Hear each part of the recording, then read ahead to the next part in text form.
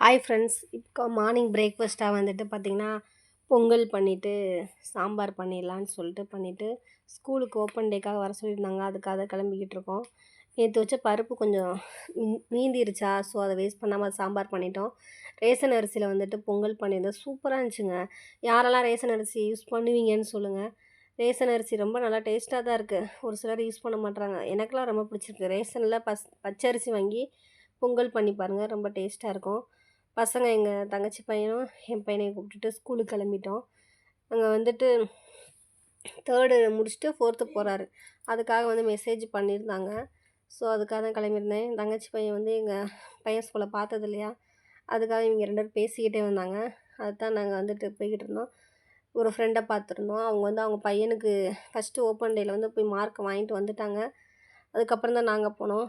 படின்னு நான் சொல்ல மாட்டேன், படின்னு சொல்ல மாட்டேன், ரொம்ப ப்ரெஷரும் பண்ண மாட்டேன். பசங்க அவங்களா படிச்சுப்பாங்கள்ல, நம்ம என்ன சொல்கிறது. ஆனால் வந்து எல்லாருமே சொல்லுவாங்க, நீ ஒன்றுமே சொல்ல மாட்ற உன் பிள்ளைகளன்னு. படிக்கிற பசங்க படிச்சிருவாங்க, என்ன சொல்கிறீங்க. இந்த காலத்தில் படின்னு சொன்னால் படிக்கவே மாட்டாங்க.